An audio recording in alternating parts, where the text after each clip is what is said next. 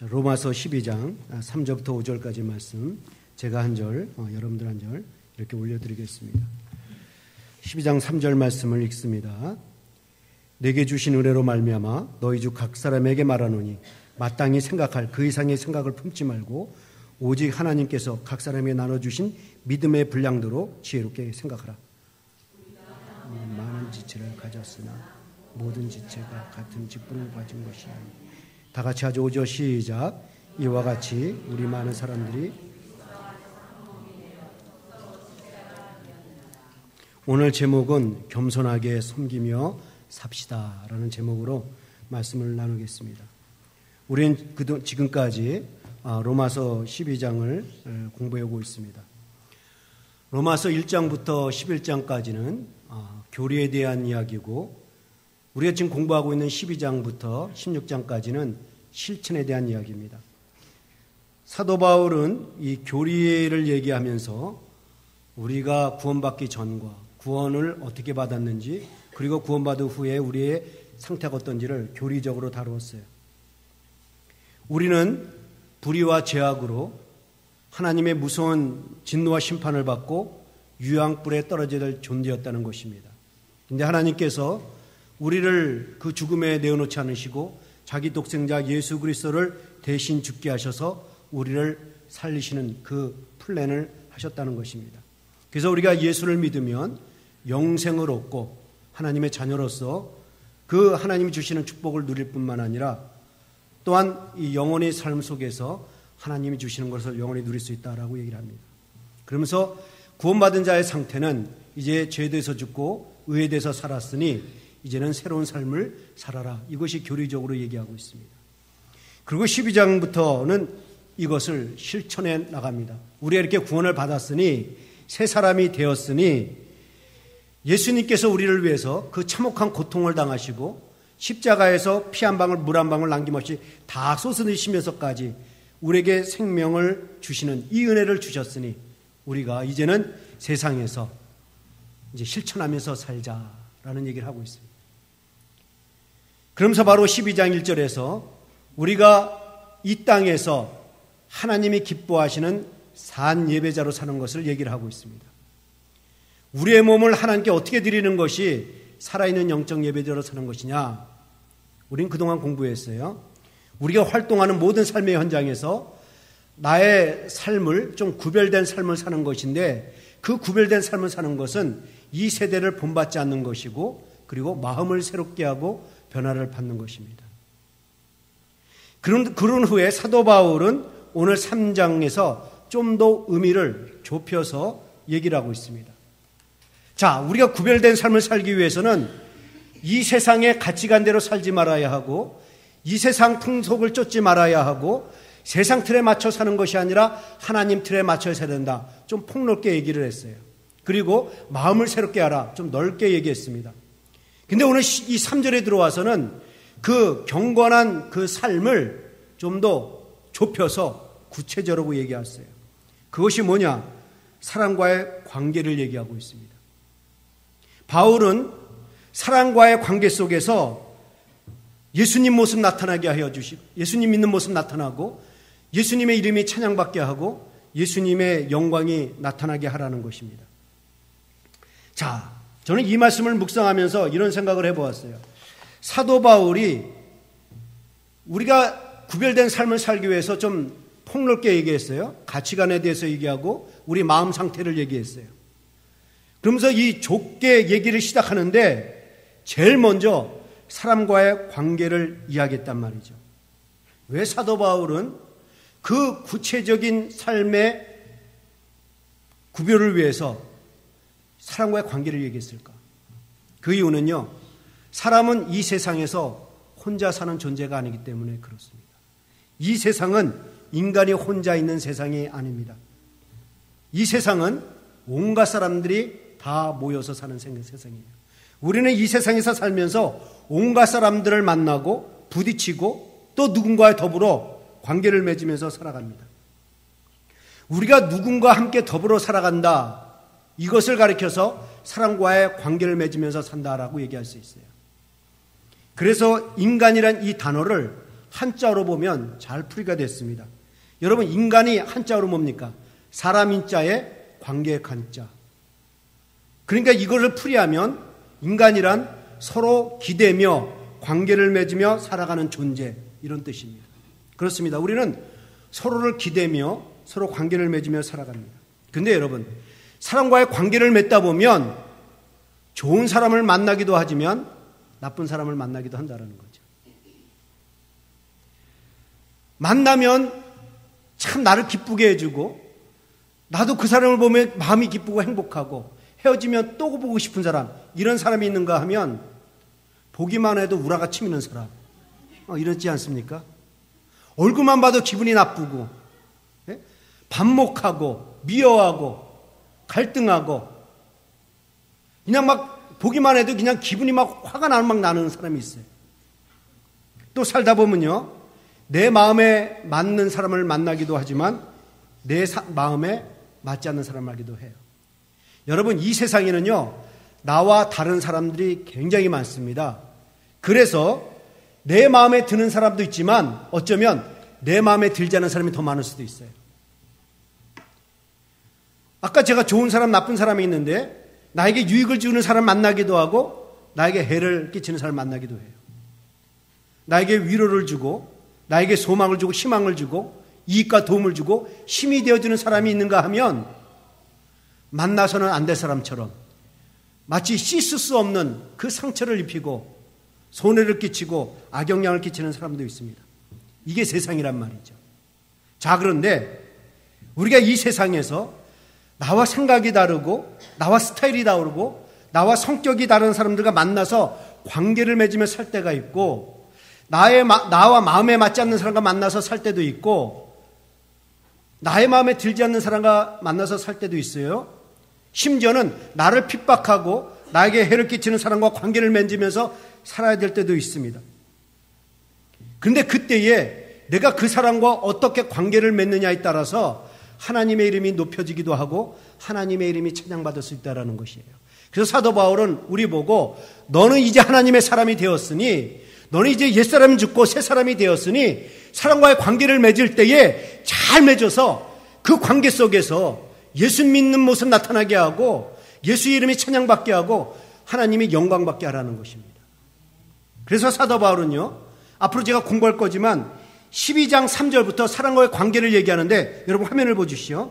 10절에 이렇게 얘기합니다. 10절에서는요, 형제를 사랑하여 서로 우애하고 존경하기를 서로 먼저 하라 얘기합니다. 13절에서는요, 손대접하기를 힘쓰라고 말합니다. 14절에서는요, 너희를 핍박하는 자를 축복하라, 축복하고 저주하지 말라라고 얘기합니다. 15절에서는 즐거워하는 자를 함께 즐거워하고 우는 자들로 함께 울라. 그러니까 남들이 즐거워할 때 배 아파하지 말고 속쓰러하지 말고 함께 즐거워하고, 남이 울을 때 그거 쌩통이다 기분 좋아하지 말고 함께 울라라는 거예요. 이게 관계성을 얘기하는 거죠. 한마디로 말해서 사람과의 관계를 맺을 때 마음을 비우고 사랑으로 섬기라는 것입니다. 사람과 관계를 맺을 때 사랑으로 섬기면 역시 예수 믿는 사람들은 달라. 이렇게 삶을 살게 되면요, 하나님의 이름이 높여지고 하나님의 이름이 찬양받고 영광받게 된다는 것이죠.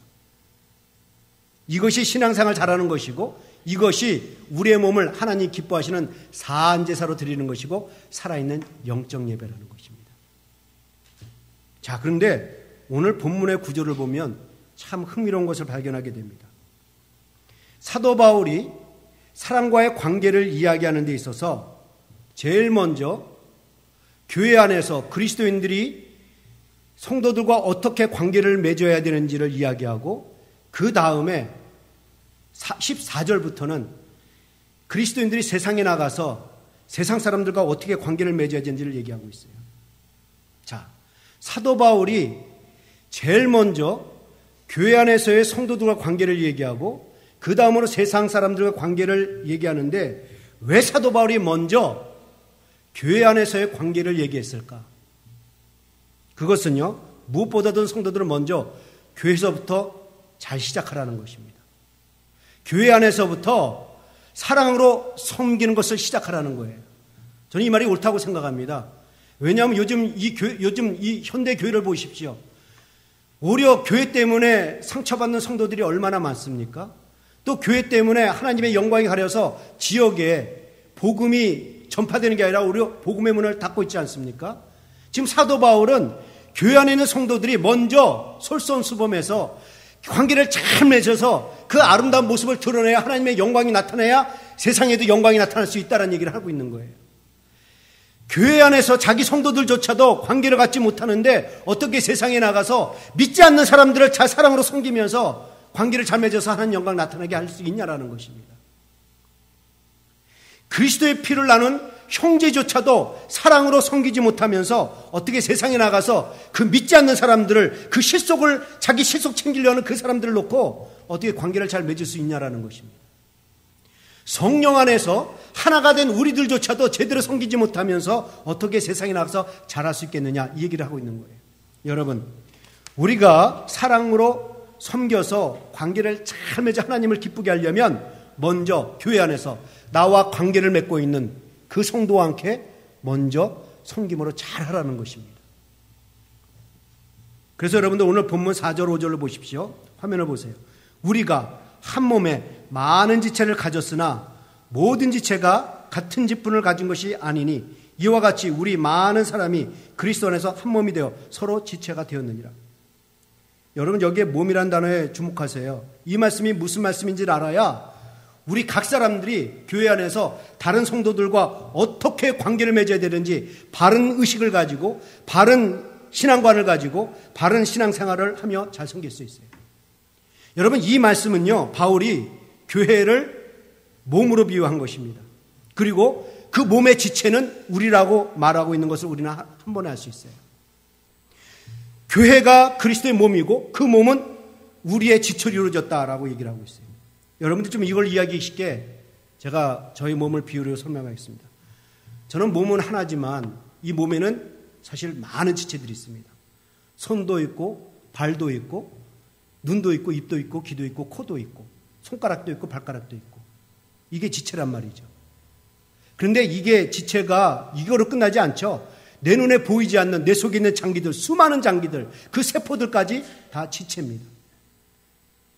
이 지체를 가리켜서 이 지체가 모여서 한 몸을 이루었다라고 얘기하고 있죠. 사도 바울이 지금 이 얘기를 하는 거예요. 우리 성도들은 지체고 이 지체가 모여서 한 몸을 이루는데 그 한 몸이 뭐냐? 교회다라는 것입니다. 교회라는 이 몸에 여러 우리 지체들이 있다라는 거예요. 그러니까는 이 소노마는 침례교는 나라는 이영선이라는 지체도 있고 김집사라는 지체도 있고 이집사라는 지체도 있고 박집사라는 지체도 있고 박권사라는 지체도 있고 우리 최권사님이라는 지체도 있고 다 지체들이 있죠. 그래서 내 몸도 저 집사님의 것이요 저 집사님도 내 몸이에요.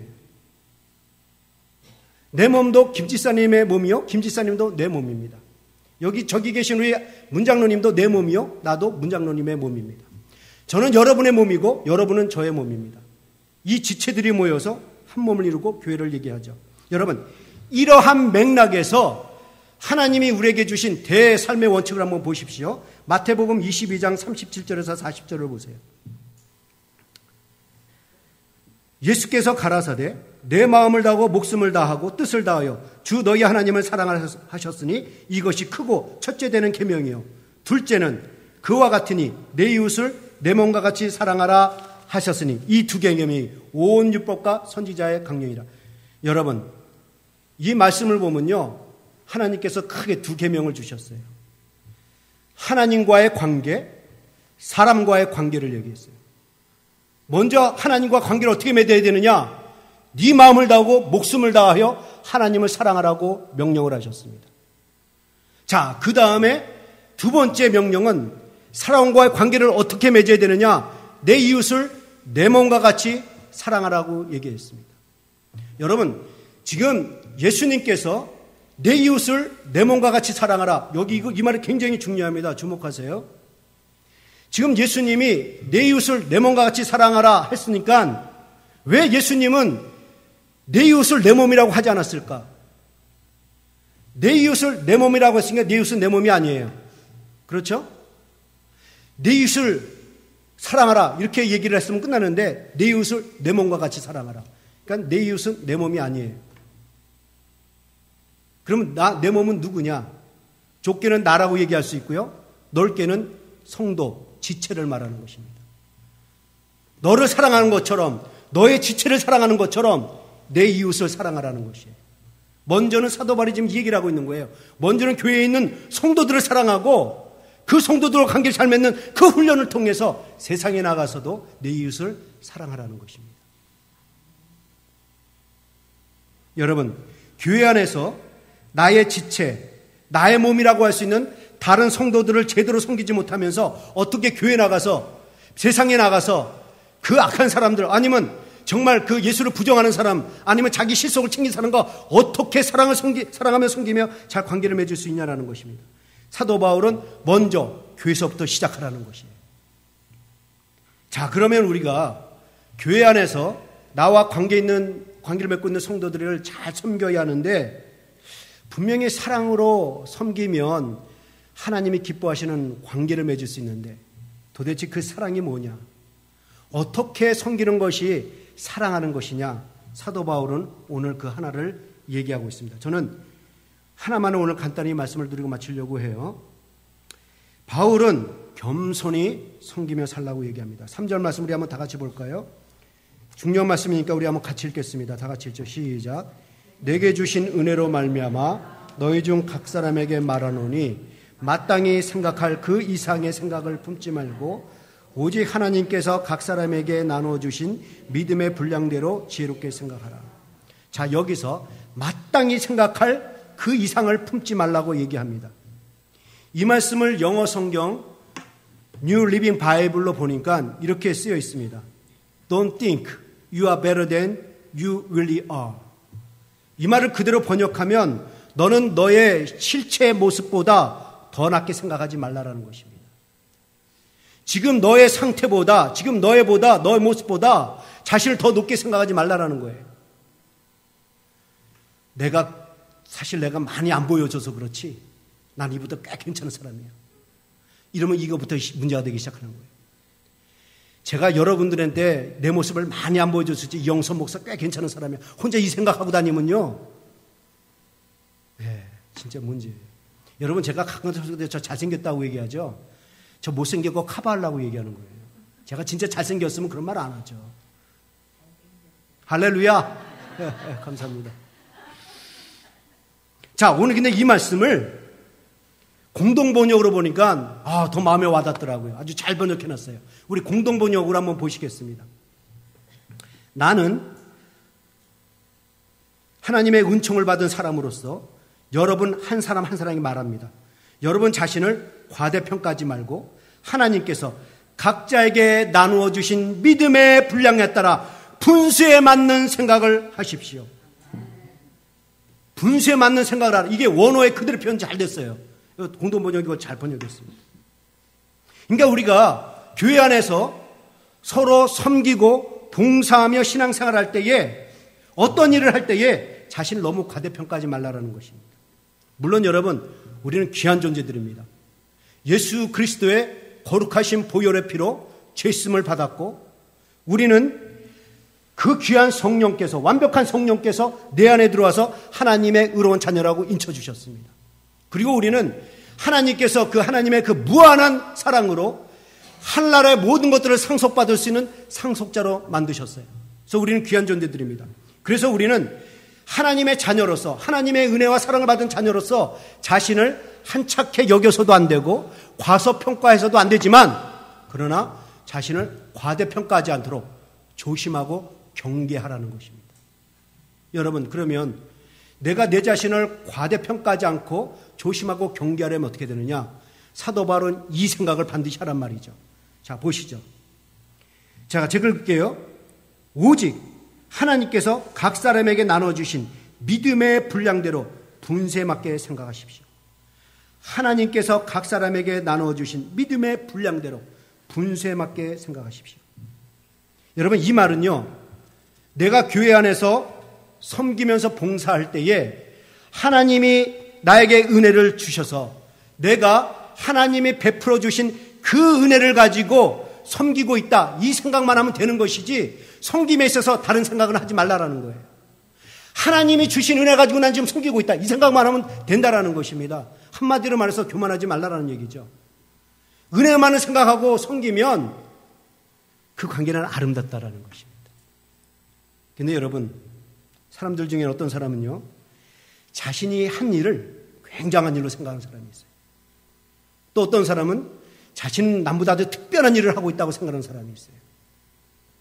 또 어떤 사람은 아예 자기 자체를 대단한 존재, 아주 큰 존재로 생각하는 사람이 있습니다. 나 없으면 안 돼, 나 아니면 안 돼, 이런 우월의식, 이런 과대망상을 가진 사람들이 있습니다. 여러분, 우리가 잘 아는 정신분석학자 프라이드가 인간에게는 크게 두 가지 자아가 있다고 말을 했죠. 슈퍼이고와 트루이고. 슈퍼이고란 자신을 굉장히 대단한 존재로 생각하는 교만한 자를 말합니다. 트루이고란 자신을 과장하지도 않고 과대평가하지도 않고 그렇다고 과소평가하지도 않고 있는 그대로를 인정하는 사람, 내 모습 그대로 주님께 드립니다 하는 마음을 가진 것, 이것이 트루이고라고 해요. 참 프로이드가 잘 설명한 것 같아요. 오늘 성경이 지금 이 말을 하고 있는 것입니다. 트루이고. 하나님이 성도 각 사람에게 교회에서 활동하며 섬길 수 있도록, 봉사할 수 있도록 그 믿음의 분량에 따라 은혜를 주었으니 성도들은 교회에서 활동할 때 그 은혜만을 생각하며 섬기면 된다는 것입니다. 그런데 우리는 그렇게 생각하지 않고 신앙생활을 한단 말이죠. 내가 마치 대단한 사람이고 내가 어떤 대단한 사람에서 그 특별한 은사를 받아가지고 있다고 쭈쭐대면서 뭐랄까 좀 자기를 드러내고자 하는 그 자아, 이걸 가지고 섬긴단 말이죠. 여러분, 교회를 가장 힘들게 하는 사람이 누군지 아십니까? 얌전히 앉아가 예배당 예배드리고 가는 사람이 아니라 나 없으면 안 된다고 생각하는 사람, 다시 말해서 나 아니면 안 된다고 생각하는 사람, 이런 사람들이 오히려 교회를 힘들게 합니다. 여러분, 왜 이런 상황에 빠진지 아십니까? 하나님을 사랑하기 때문에 그래요. 또 교회를 사랑하기 때문에 그래요. 물론 여러분, 교회에 대한 남다른 사랑이 크고 교회에 대해 남달리 뜨거운 열정을 가지고 열심으로 일하려고 하는 그 의지가 강하기 때문에 이런 생각에 빠져요. 그러나 여러분, 아무리 교회를 사랑하고 아무리 열심히 있고 아무리 열정이 있고 아무리 일을 잘해도 나보다 잘하는 사람이 없다라고 생각해서 이 일 저일 참견하고 이렇군 저렇군 코치하려고 하고 자기 생각대로 따라와야 된다는 생각을 자아를 가지고 봉사하면 교회를 힘들게 합니다. 차라리 아무것도 하지 않고 가만히 있는 것이 나아요. 여러분, 교만은 성도를 참 아프게 하고 관계를 깨트립니다. 근데 여러분들이 이 교만을요, 여러분들이 생각하는 교만으로 제한시키지 마세요. 뭐 집안 자랑하고 자기 출세한 거, 아이들 자랑하는 거, 이것만이 교만이 아니에요. 교회에서 내가 보니까 속이 터져. 답답해. 그냥 막 속이 끌려요. 그 하는 일을 보니까 시원찮고 어설퍼서 막 짜증이 나고 불만이 터져 나와요. 이것이 바로 자기를 과대평가하는 교만이라는 것입니다. 좀 실수를 해도 마음에 맞지 않아도 겸손히 섬기라는 것입니다. 여러분, 교만한 사람은요, 교회 안에서 움직이면 움직일수록 상처를 입히고 교회를 어렵게 합니다. 그래서 사도 바울은 오늘 본문에서 이것을 강력하게, 아주 간곡하게 말씀하고 있습니다. 제가 한번 쭉 읽을게요. 잘 들어보세요. 성도 여러분, 나는 하나님의 은총을 받은 사람으로서 여러분 한 사람 한 사람에게 말합니다. 여러분 자신을 과대평가하지 말고 하나님께서 각자에게 나눠주신 믿음의 분량에 따라 분수에 맞는 생각을 하십시오. 그러니까 여러분, 우리가 하나님의 은혜를 받아서 하나님이 주신 은혜의 분량대로 섬기는 것이니 자랑할 것도 교만할 것도 없다는 것입니다. 그냥 겸손하게 섬기고 봉사하면 된다는 것이에요. 여러분, 오늘 이 말씀이요, 우리가 교회에서 봉사하며 활동하며 신앙사는데 굉장히 중요한 말씀이에요. 너무나도 중요하기 때문에 이 3절 말씀 우리 한번 다 같이 읽겠습니다. 다시 한번 읽죠. 3절 말씀 다 같이 읽죠. 시작. 여러분 자신을 과대평가하지 말고 하나님께서 각자에게 주신 믿음의 분량에 따라 분쇄 만날 생각을 하십시오. 여러분, 분쇄 맞게 생각을 하라는 것입니다. 하나님은 교회에서 섬길 수 있도록 각 사람에게 그 사람 맞게 은혜를 주셨습니다. 그래서 이것이 내가 교회에서 섬길 수 있도록 하나님이 나에게 주신 은혜구나, 이 생각을 하고 받은 은혜를만 생각하면서 섬기면 아무런 문제 없다는 것입니다. 이게 자기 분수에 맞게 생각한다는 거예요. 여러분, 자기 분수를 생각하고 자기 분수를 알고 신앙생활을 하면 성도와의 관계가 얼마나 아름다워지고 얼마나 행복한지 아십니까? 그리고 교회가 그렇게 다 성도들이 이렇게 섬길 때 교회가 얼마나 행복해지는지 아십니까? 자기 분수를 생각하고 자기 분수를 알고 일하게 되면 자기가 서야 할 자리에 서게 되고 자기가 나서지 말아야 할 때는 나서지 않습니다. 자기 분수를 생각하고 자기 분수를 알고 일을 하면 자신이 하지 말아야 할 것은 하지 않습니다. 한마디로 말해서 자기 분수에 맞지 않는 일은 넘보지 않는단 말이죠. 근데 우리는 이 일 저 일 나서고 참견하고 시비를 걸고 말을 함부로 한단 말이죠. 여러분, 오늘 이 말씀을 주목하세요. 하나님은 각 사람에게 그 섬길 수 있는 은혜의 분량을 나눠주셨습니다. 한번 보시죠. 사도 바울이 오늘 본문에서 하나님이 각 사람에게 나눠주신 은혜의 분량들을 간결하게 열거했습니다. 원래 사도 바울이 이 고린도 전서하고 에베소서에 보면요, 하나님이 각 사람에게 나눠준 은사들을 굉장히 많이 열거했어요. 그런데 오늘 본문에서는 간략하게 몇 개만 나열했습니다. 왜 그랬을까요? 사도 바울이 오늘 본문에서는 은사에 대해서 말하려고 한 것이 아니라 은사를 나눠주신 하나님, 그리고 그 은사의 분량도 하나님이 주셨으니 우리는 분수를 알고 섬기기만 하면 된다, 이 말을 하기 위해서 오늘 은사에 대한 간략하게 말하고 지금 쭉 관계성을 얘기합니다. 자, 그럼 보세요. 하나님이 우리에게 나눠주신 은사가 뭔지를 한번 보겠습니다. 6절부터 보시죠. 화면을 보시죠. 우리에게 주신 은혜에 따라 우리가 받은 선물이 각각 다릅니다. 우리는 이것을 분수에 맞게 사용해야 합니다.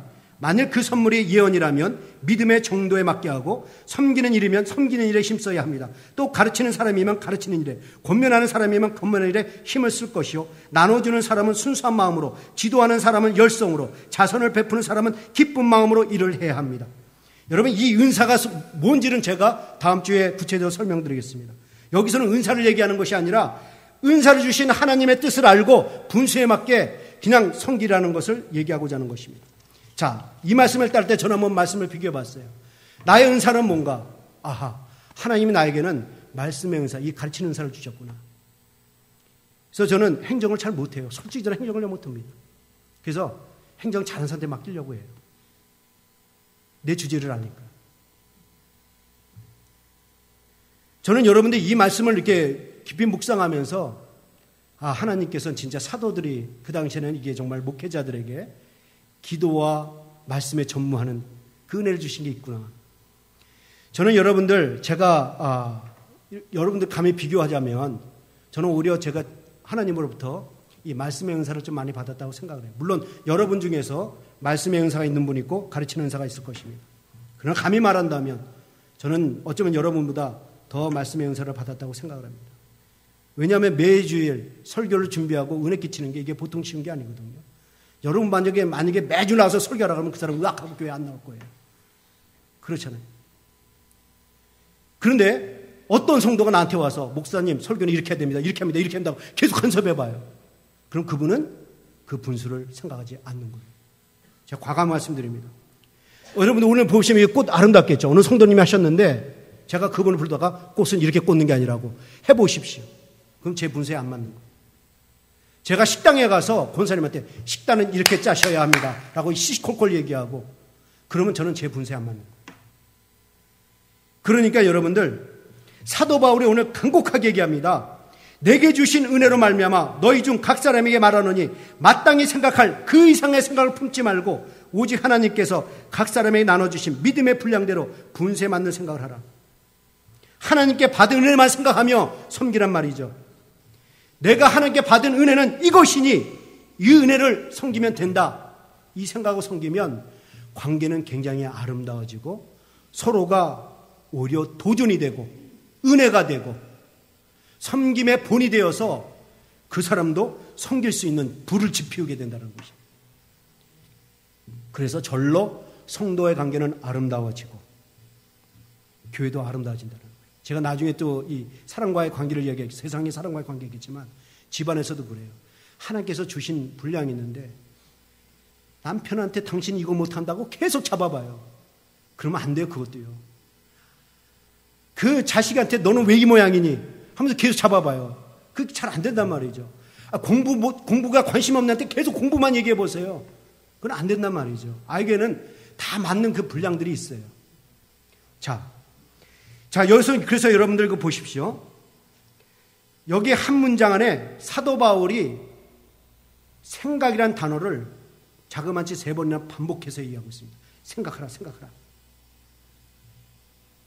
정말 생각해 보라는 것이죠. 교만하지 말고 하나님께 받은 은혜만을 생각하고 내게 주신 은혜는 뭔지 그 생각만 하고 섬기고 있는지 생각해 보라는 것입니다. 혹시 내가 주제넘게 사사건건 나서고 이러쿵저러쿵 참견하고 말을 함부로 하고 있는지 한번 정말 생각해 보라는 것입니다. 우리 여러분들은 오늘 생각해 볼 수 있기를 바랍니다. 하나님의 은혜만을 생각하며 정말 사랑으로 섬기는 여러분 될 수 있기를 축원합니다.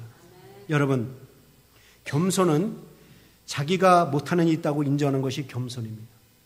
겸손은 나에게 없는 은사가 다른 형제에게 있다고 생각하는 것이 겸손이에요. 겸손은 내가 못하는 일을 저 형제는 할 수 있다고 인정하는 것이 겸손입니다.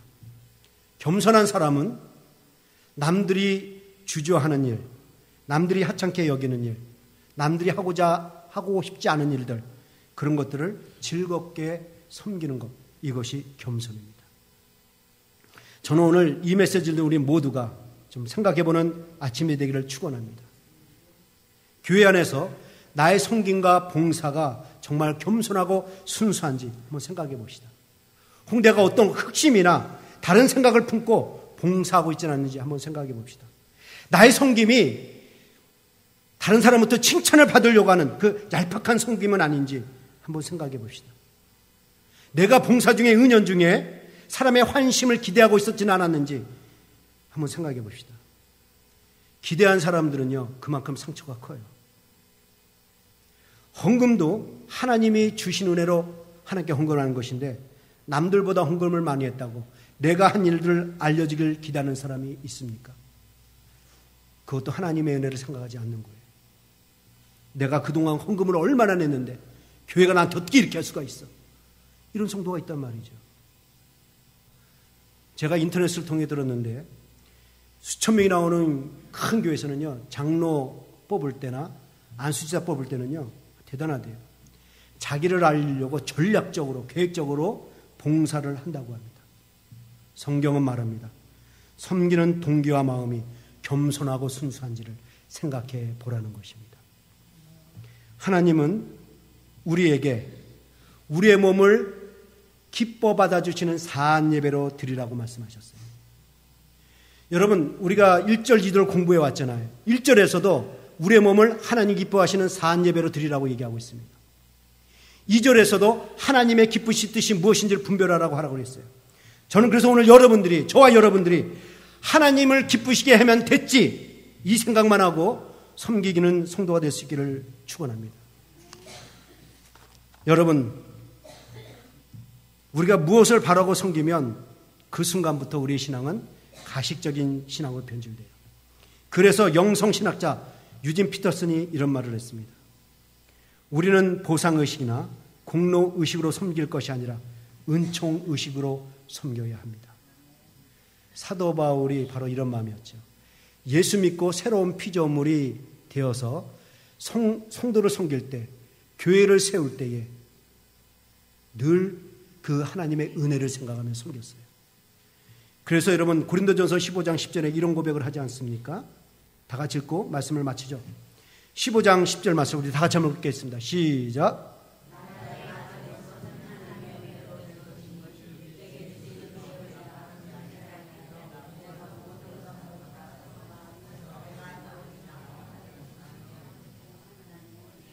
할렐루야.